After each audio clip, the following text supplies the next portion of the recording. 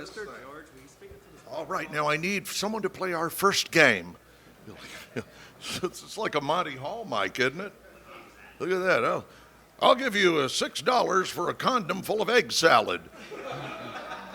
Okay, Monty, I have one. That's not egg salad. So who's in charge of this insanity? Me? You want me to? You don't. If you've got questions, you can ask them. You don't have to.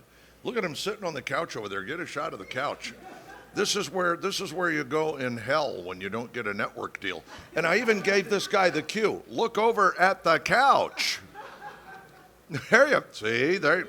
Now the folks at home have more than a lockdown shot while this guy passes Lance Cracker Gas. It's a joke. Okay, so where do we start? You want to ask a question of Daddy, do you? You want to find out all about the knuckles and know-how of showbiz? By the way, look at the man with a big R on his shirt. Swing around. Get your camera. This guy's frantically looking. Who's wearing big R on the shirt? No, kids, it's not Robin. It stands for recidivist. He's been out 2 days, but don't worry. He'll be back in tonight. You've already been into my car, haven't you? You punk. You punk, you. All right. Well, first off, notes for broadcasters on the go and broadcasters of the future. I do not recommend eating 2 Jack's Burgers and a mystery taco before coming into 2. One of them said mild, one said spicy, and I accidentally ate the one that said placenta. See, new Jack's placenta taco. They're fetal-rific. That's terrible. Isn't he an awful man? This is why I've been away for 20 years. There are blue laws that are still on the books in the state of California, am I right? Normally I just blather on. I got annoyed the other day. I don't know if this has hit anybody yet. I'm tired of people going on TV saying, free estimate. Is that a thing, free estimate? I mean, these are observations I make. Use them as you will. I paid for my last 4 estimates. Is there something wrong with me? I'd like to know how much the pool will cost. That'll be $1,100 for the estimate. Okay, well, this stuff's killing, isn't it? Hey, okay. Heard about the TV that's as big as a wall? Anybody know about that? You have, see? Thankfully, 2 people have heard of it.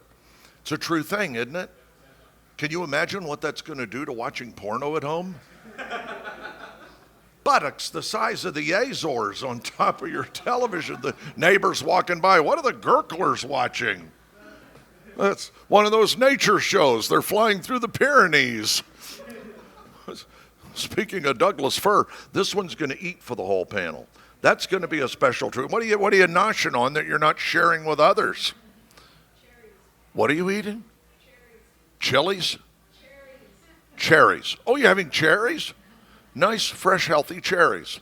Now, are they the maraschinos with the toxic dye in them that dry up your fallopian tubes, or is it the safe stuff that you're allowed to have? I ruin everything for everybody. It's okay. It's not just 1 or 2 folks. It's everyone. So I guess we'll just dive right on into the questions. Yeah, right there. Yes. Let me guess, by the way, don't tell me your character. Let's swing around. You get a shot. Don't tell me Bat Masterson. There it is. Thank you. Thank you, ladies and gentlemen. By the way, if I had more energy, I would stand. I always try to stand and be courteous to my guests. But they had me in a 68-hour flight yesterday. Lightning grounded us in Tampa. I swear to God, they have to run in if there's lightning. Because Florida's the lightning capital of the world. They will cook you on the tarmac. It's that bad. Then, of course, we get to Houston, and there was a 90-minute delay there because they were having sex in the plane in Milwaukee. So our plane was still in Milwaukee while they were mopping up the jack sauce. I'm very. Please enjoy your cherries and pretend nothing going on here. Nothing to see here, folks. Move along quietly. And you know, the other good thing, having been away 20 years, is there's still 15 open seats. That makes you proud, doesn't it? George Lowe, killing it. One year, they changed my heart medicine. You guys have probably known I've had heart trouble forever. But I'm sitting on the table one year. I almost fell in front of 1,000 people at Dragon Con. And the tackiness comes out of nowhere. You never know where or how. I slipped and said, I better keep a safety toe on the stage. And of course, there are always one or two. I hear one or two cackling. And it turned into an instant feminine product. 1950s voice. Susan was enjoying a pleasant day at the beach until she realized something was more clingy and inappropriate than it should have been while exiting the water. If only Susan had remembered safety toe from Fleenerson Industries. Wow, nobody's laughing. California's really demanding. Yeah, I'm going to go get another delicious taco. You guys write your own shit. How about that? No, she's got things. Yes. No? So, Space Ghost, What? let's talk about it. What'd I do? So we just have some questions. Okay, questions. So how did the interviews work? How's the interviews? Well, I was going to answer my friend the Arrow, and then I'll come back and I'll tell you about the interviews. So Arrow shirts, right? Was that it? Or was your question Arrow? It's an old brand. Nobody would know. They're too young. That's the problem. I need more old farts who like dirty surgery jokes. See? God bless you. My twin in the room. The interviews happened, and oh my gosh, is this the saddest thing ever? When we pulled the plug, I still don't know why, but my guess now is they wanted to go out while it was still hip. I'm not overdriving this for you, am I? Are we okay? Level's all right for you? I want to make sure everybody's happy. When everyone leaves, the whole room should sound like a forest at night because everyone will be rubbing their legs together rapidly and making the happy cricket sound.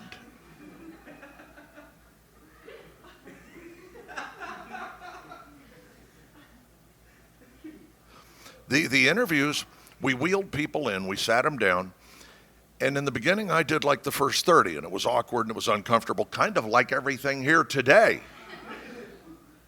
and it was so much fun. Terry Jones was mine, Carol Channing was mine, Sandra Bernhardt was mine. She was not a happy camper, but we used it, and you know, you used whatever mood they were in. Michael Stipe was my all-time favorite.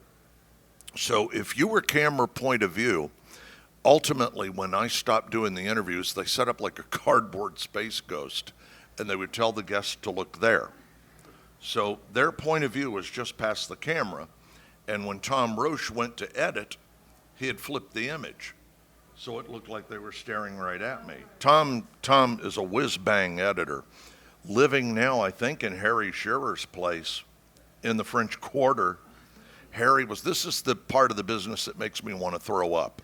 I'm in here doing everything I can to pay my roofer. So take pity and come buy lots of shit later, please. I'm going to get a sign made that says, buy our shit. American made, quality shit for you, the consumer. Tom's rooting around in Harry's place in the French Quarter one day. He's like, don't pay for a place, go stay in mine, I never get to it. Beautiful place. Tom's rooting around for coffee stuff one morning. And I mean, we're talking in a kitchen cabinet. Season 24 or 25 pops out of the cabinet, I swear. Simpson's contract with the coffee and the cups and all, just crammed in a closet. Show up on time, don't ad lib, $1 million extra on top of what you're already doing. I go in, Mike Lazo's wearing like mink jodhpurs and driving a Rolls Royce. And the rest of her is like, well, I think I've got enough money to get that AARP stuff if I live to 65 and a half. Did I get close to an answer? We had them look that way. Okay. I did the first big batch. Michael Stipe was my all-time favorite. Actually handed me, are you with me on Facebook, you guys? Yeah, a lot of you? Good deal. Thank you, first off. George Lowe Official, if you haven't. This is like watching Queeg in what was that movie? What's been into my cherries? Somebody took my strawberry. No, it's strawberries. Right? Oh, don't tell me. Eat your cherries, dear. It's okay. Eat your cherries. Hey, she's pretty cherry. Sorry. This is why we don't invite kids. It's not that I've done anything that gross yet, but sometimes things pop out. I had a friend at my house the other day with her kid. The kid, I say kid, he's like probably 20 now. And she's rolling around on the floor wearing a skirt, and I'm trying to be gentlemanly while she's playing and being funny with her son. And I keep doing like, looking away and blocking her with my knee. And she's like, oh, it's okay. I'm wearing shorts. And I said, my God, you look like you had Gallagher's head in a headlock between there. I mean, well, you might want to get something more than shorts. Like, Link from the Mod Squad and a wrestling hold in there, for God's sake. I think it was the wise Buzz Aldrin who once said, stuff's popping out. I'm really sorry. I would like to apologize first to the ladies who were lured into coming here by their stupid boyfriends. Wait a minute, a follow-up. This is like Meet the Press. Swing over and get the question. Who gave you the day off? How and when did I get into voice acting? My friends, when I was in high school, shoved me in the local radio. I swear to God. My voice came booming in one day. It was like, hey, Mom, what's for supper? Supper. Hello, supper.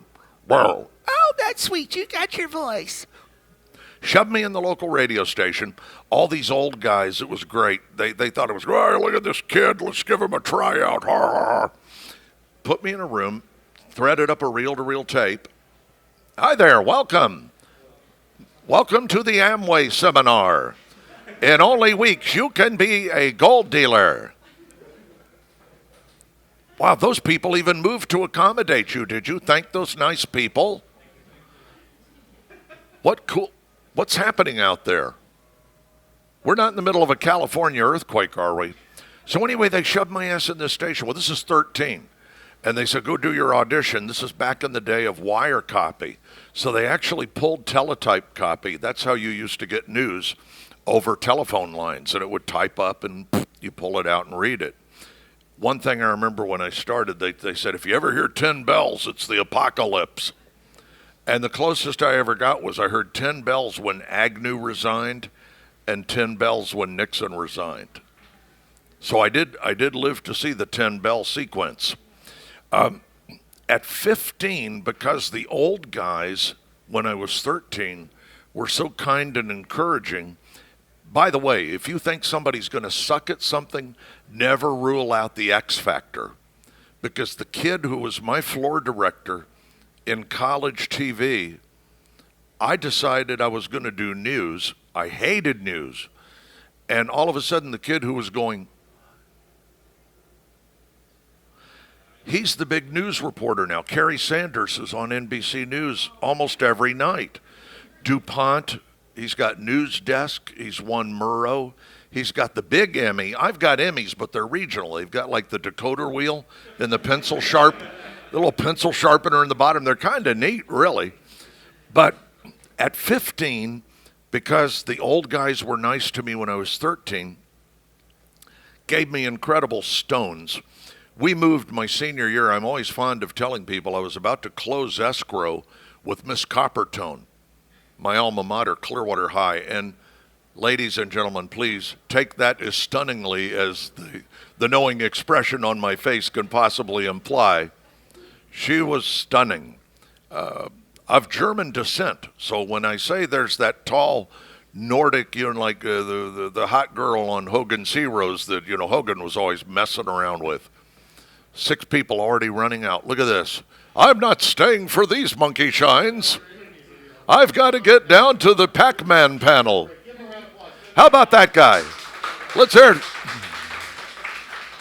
The secret is he had one of the Jack's tacos with me and is about to go down bubble 5 degrees and launch countermeasures. Yes. So at 15, it gave me the stones. We moved. I had to say goodbye to Miss Coppertone.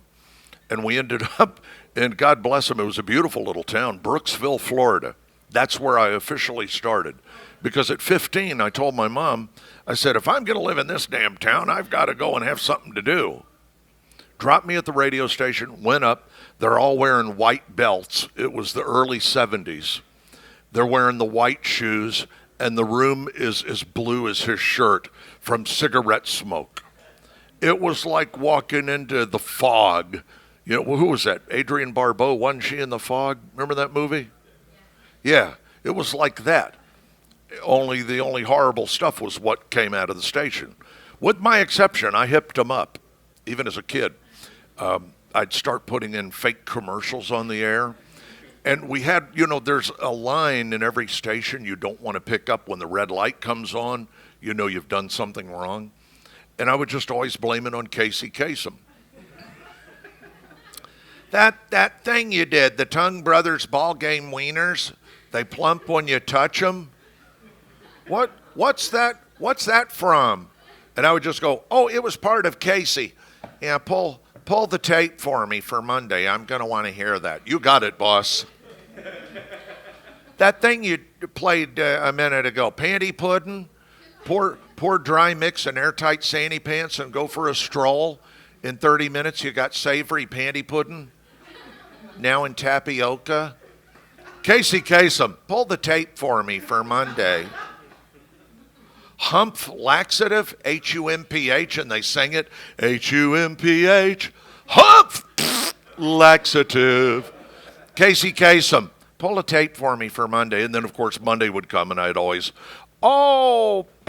Jimmy wanted to take that home and listen to it on his reel-to-reel at home. Oh, damn. So I got away with murder. That was the first station. Actually, I had the cops on my uncle once. I described the car and said that he had just knocked over like Citizens Federal. So 16,000 cars are running out of town after my uncle in a Buick Wildcat. Where's the money? Come out of the car with your hands up. All kind of hijinks like that. So that's how I started. It was just another one. We have a runner, Sector R, runner. Whoop, whoop, whoop, whoop, whoop. It's just having the guts to walk in, and the way I started, I walked right into the blue fog with these old funny men, and I said, your night guy sucks. And it was that point blank. I mean, it just, the balls of 10 people, right? I walked in, I said, your night guy sucks. And they said, well, yeah, I love this kid. Let's give him Friday night and see what happens. Then the next thing I heard was, can you do Saturday? And, of course, the old guys, we had one guy that looked like he stepped on a rusty nail. Bob Jordan. And he said the D just that hard. Hey, everybody, it's Bob Jordan. That was Rita Coolidge. And we're all on the other side of the glass going, Coolidge, Coolidge, Coolidge. That was Rita Coolidge. So we had more damn fun, but he was the chief engineer.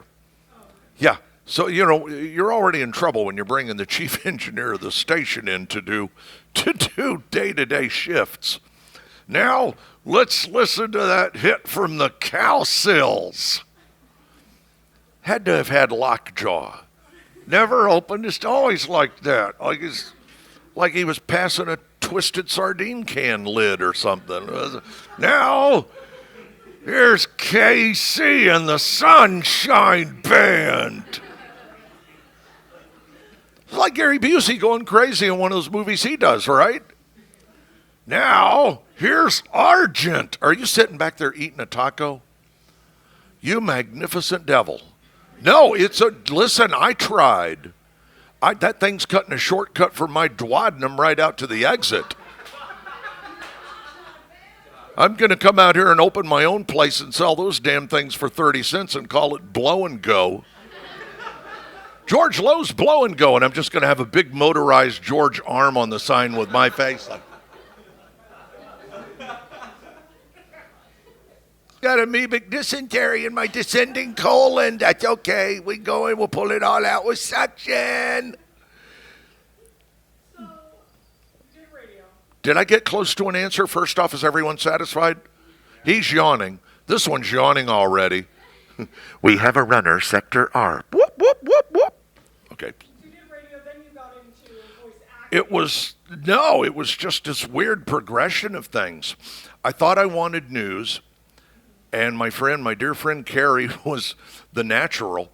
And here's how crazy we are. If you have the impulse to do broadcast, you all remember the anthrax scare?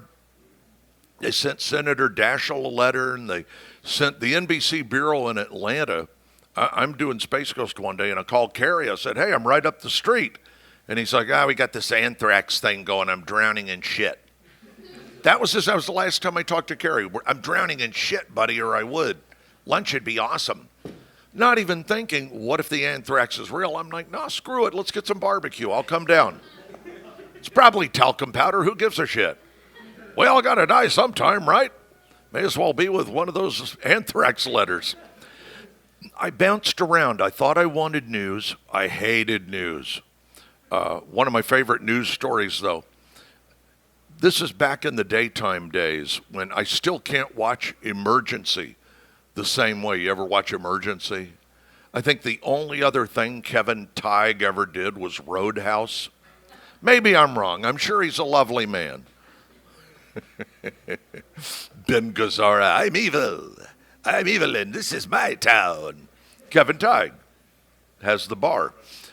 So every time I hear beep, boop, bah, Rampart Station, go to this thing or that thing, that was always my cue to be sitting and ready for the news break. So you're like, the Earth's exploded, current temperature 9 million degrees Celsius. We'll be back with Eyewitness News at 7. Beep, fade to black. Problem is, every day they had a live 3-minute cut in. So all the stations that were independents it was like INN, Independent Network News. Dun, dun, dun, dun, dun, dun, dun, dun, dun, dun. Really horrible. But I had to be ready for it. Well, you use a thing in TV so you can hear the director called IFB, interruptible feedback. And the guy in the booth's going, 1 minute. Well, at this point, it was just the afternoon master control guys. It was like that kind of news. Didn't have teleprompter. The camera was all the way back to where that kid is in the black shirt right there. That was my camera. And you're trying to look with not great eyesight on top as the box counts down the 3 minutes. That was my signal, aside from master once in a while going, 40 seconds, 30 seconds. One day the IFB wouldn't stay in. My hand to God, I'd pay anything to see the video now. But it was like, earlier today, President Carter ate a sandwich that cramped him up pretty badly. Out comes the IFB. I put it back in. And at this point, you only hear like one or two guys in master laughing. By the time I got to the end of the 3-minute news break, the whole building had emptied into master control, and they were applauding and yelling as I finally ripped the damn thing off. And I said, you know what? Nuts to it. Threw it on the floor, and I said, I think it's 18 seconds still, so now let's get a look at weather with Debbie, who's on tape. Tonight, 75 degrees for the low, 900 tomorrow for the high. This is Action News. And then commercial. And at the end, everybody, they all went bananas because the IFB popped out no less than a dozen times. So that was my TV. Who would want news at that point? You still want to stay with that and go be Dan Rather, who, by the way, is insane? Where do you think Stipe got the hit? What's the frequency, Kenneth? Remember when Dan Rather was allegedly pulled in an alleyway by thugs who kept saying, what's the frequency, Kenneth? Where did that come from? So I bounced around. I hated news, went from that to PM Magazine, back to radio, back to other radio, ended up doing morning VJ work in Lakeland. They put on a station in 86. They said, get us any kind of rating at all, and we'll give you more money. Well, I got them not just a rating, I got them a killer rating because the rock station was watching me in St. Pete. Christmas morning, we were all bored to death. I'd say anything on the air just like right now, and I'm like on the air with them. I'm like, you guys are live. And they're like, oh, that's great. And we got you live too, Space Ghost. I wasn't Space Ghost yet. But they're like, what's coming up? And I said, I got that thing, Sledgehammer. You got the Peter Gabriel? and we're not supposed to run the countdown, but I ran the countdown. It's Christmas morning, who cares? So it's like, you guys watch the countdown, and remember, 2, 1, 0 are in black. So you have to be a good guesser from 10, 9, 8, 7, 6, 5, 4, 3, beep. And we were just that much out of sync. It was crazy. And so we're simulcasting them. They're using our audio. We're putting their feed out along with ours. And it was just this phase shifting weird. I'll be your sledge, hammer. What you can call my name. It was great. Awesome. But then ultimately, when radio, I got sick of management. No one has a creative idea in radio anymore, and I liked being creative. I remember Mom, God bless her, Mom would just, the largest part of my nerve was her going, go on that station, that TBS thing, and go see that woman you know. And I thought, well, what the hell? I went in there. I was like the Fuller Brush guy going door to door. And sure enough, she said, oh, there are promos down the hall. Talk to Sam. Talk to Ann. They all start passing my name around. Well, this is like late 92, early 93. By mid-93, they were having so much fun with me. That was when the Space Ghost call came. Because they were all going, George Lowe, you hear him just brutalizing Beastmaster again. Roadhouse, again. The Blues Brothers, again. Animal House, again. I was just slamming it in the dirt, by which time they were like, oh, he's so funny. We have to edit out a lot because he says dirty stuff. These two are having a meeting over here. This is boring as hell. You want to go to the Lego thing? Yeah, they're going to make like a giant female vagina out of Legos. It's really cool, and you can drive a little car in there, and it's really neat. At the end of the demonstration, they dump a can of cream corn in. It's very realistic. I'm terribly sorry. I'm sorry. Get out of here. Get your ass out of here. We don't want any of your toilet products. Move it along. I'm sorry. So you had a follow-up. Was that close? That's how Space Ghost came. Yeah, the nerve to knock on doors, kids. The nerve, is this mine?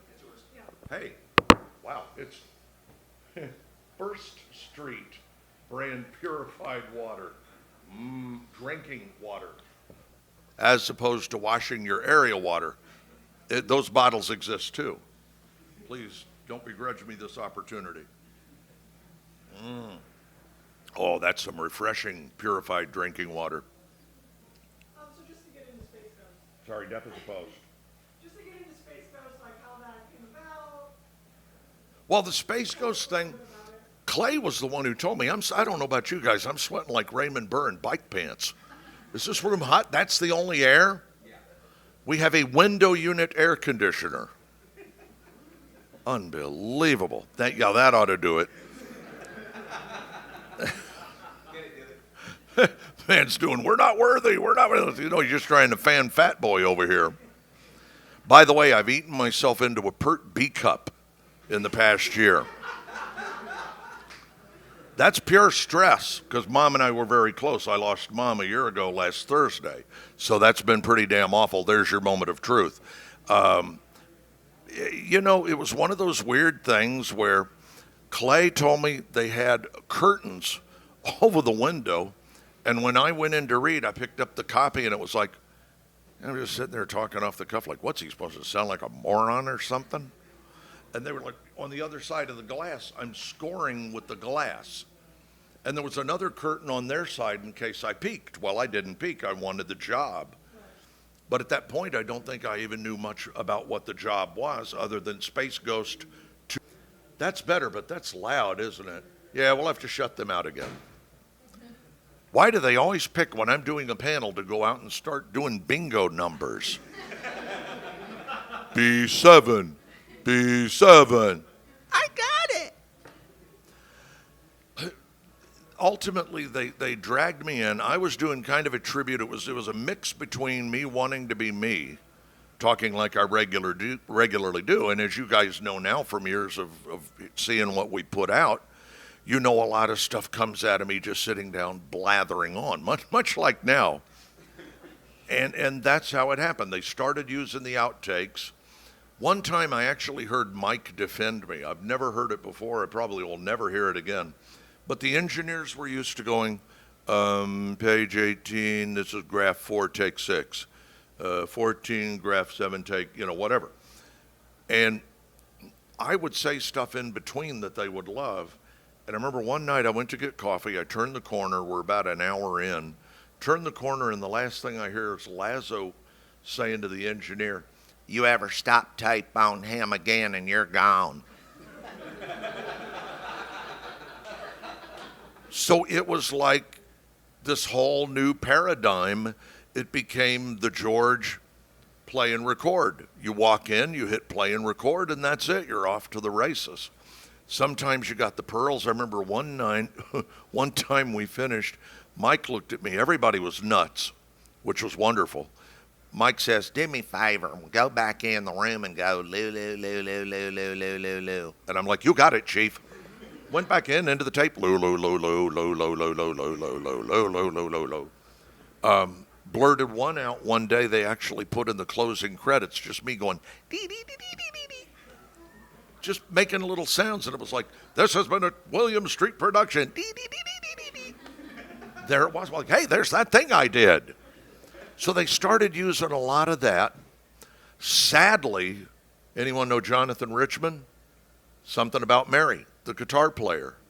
All through the movie, that's our brilliant friend Jonathan Richman. Jonathan, in one of our early outings, very sadly, before anybody got the roll tape and leave it rolling thing, he's sitting there noodling with the guitar. We're just playing, making new friends in the studio. And I'm like, in the hills of San Smegmo, every year, the Festival of Shoes begins. He starts playing this little Spanish riff like ding ding ding ding ding ding ding ding ding ding ding ding ding ding. Then I'm like, then come the storms as the volcano Mount Smegma erupts. Ding ding ding ding ding ding ding ding ding ding ding ding. Very intimidating. We go like 10 minutes of this shit, and then you hear this voice, this insipid twat, coming over the speaker going, "We're ready to roll." And I was like, you sack of squirrel dicks, you didn't get any of that? And he was still not a big star at that point. I said, where are you staying? He says, I'm sleeping on Tracy Rowland's couch. It was still like just a bunch of guys with weird talent getting together. It's like, where are you staying? I'm sleeping on Tracy Rowland's couch. Tracy was one of our promotion people. Then she went to Rhino, and it was like, I'm sending you a bunch of shit. Thank you.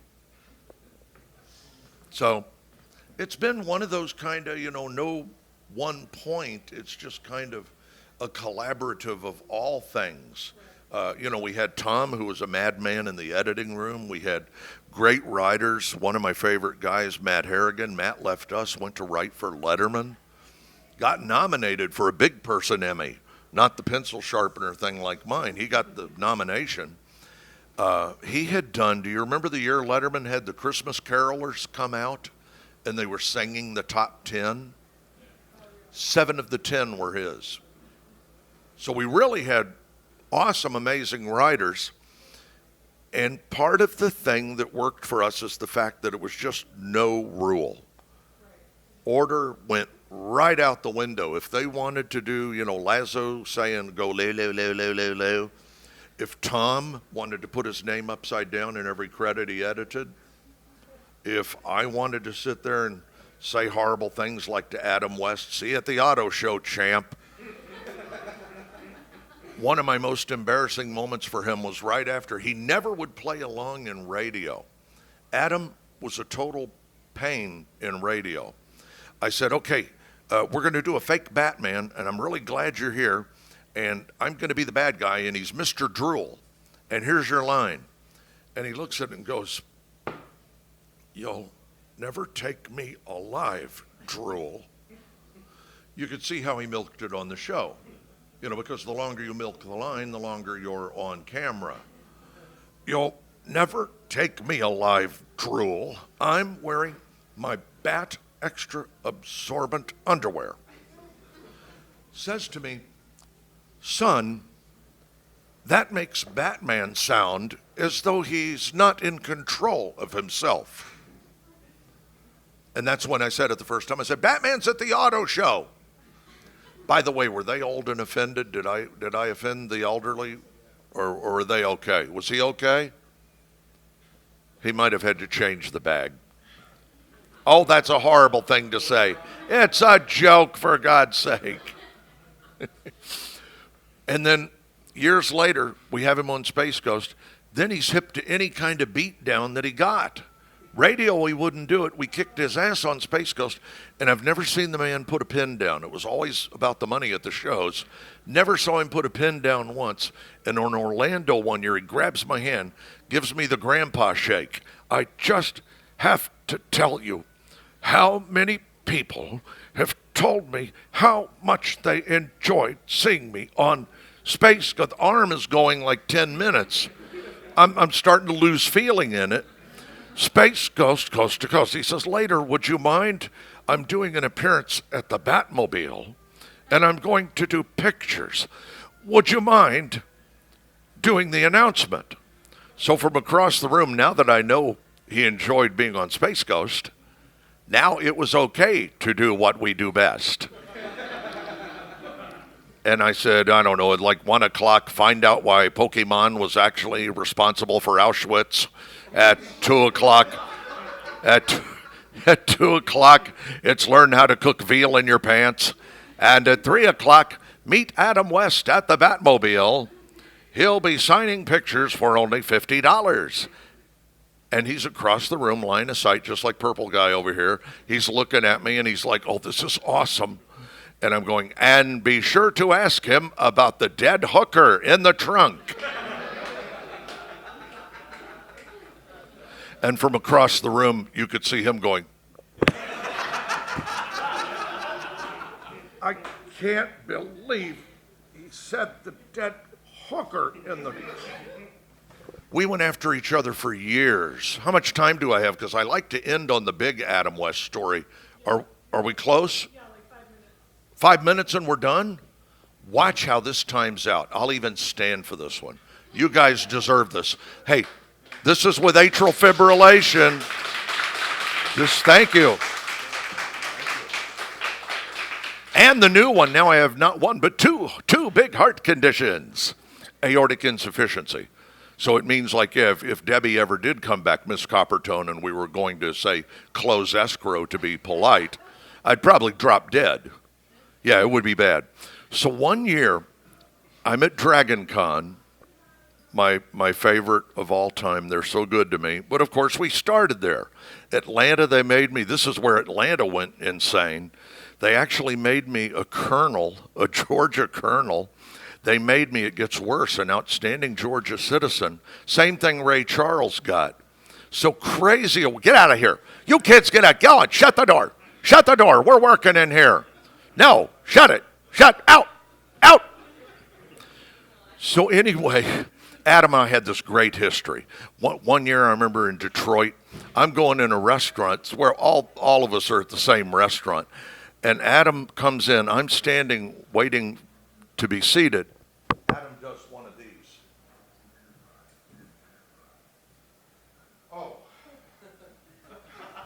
Walks out of the restaurant. It was awesome. So one year, Dragon Con, in a complete lack of judgment, puts me in a car for the parade. And Adam's in front of me, 2 cars up in the Batmobile. I know, smacks of desperation. And he's like, hi, I'm Batman. I think he was already 111 at that point. I'm 2 cars back in like a Mercure convertible with a dot matrix thing on the door that said George Lowe. No other explanation, George Lowe. And we're driving through downtown. Well, here was the tour de force. At the last minute, one of the geniuses in charge goes, here, take a megaphone. So all of a sudden now I've got like a zillion watts of megaphone in front of me. So the whole parade, I'm up there going, that is not the real Batman. The real Batman is not 104. The real Batman doesn't keep hemorrhoid cream in the utility belt. The real Batman doesn't wear purple underwear on the outside of his Jmar golf pants. The whole thing was like that. Meanwhile, I go back to the room. The parade's over. I had my fun. Brutalized him the whole parade. The real Batman doesn't make dripping sounds when he's in the bathroom. This is in front of 500,000 people in the parade. I go back, sit down, and the whole weekend I was having heart trouble. I was going off for a cardiac cath like the next week, where they knock you out and they run the thing up your femoral artery into the heart and squirt the dye. And Ferrigno now Lou's joined the party. Lou's going, yeah, I went to my cousin's wedding and first dance, heart attack. Yeah, my cousin Vinny. I always make him sound like Schwarzenegger, but Lou was, profoundly deaf at the time. And now he's got cochlears and he hears everything. Awesome. And so Lou keeps telling me these things. Oh, that's another one too. Yeah, we went back to the old country once and saw relatives there. Yeah, my cousin Mario got up to do the toast. Dead. Keeps telling me heart stories. Well, Adam's already put up with the parade. It's 12 noon. All of, as I like to call it, all of the 700-pound children have left the room to go get pizza. So now it's like a ghost town. It's like CDC dropped by and put out the free Ebola thing.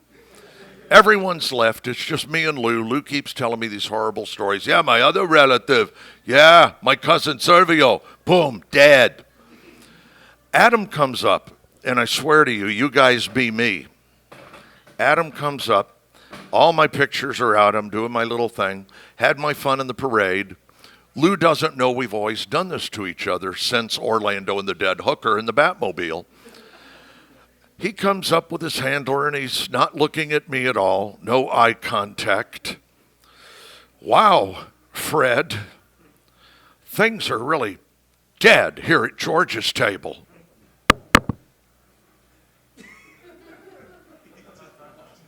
Walks out of the building. Lou's not in on it. Lou doesn't realize. Lou goes, slaps me on the back, tries to make me feel better. Lou goes, don't worry about him. He's an asshole. So I'm thinking, how do you beat that? Batman insulting Space Ghost and the Hulk jumping my defense. Thank you.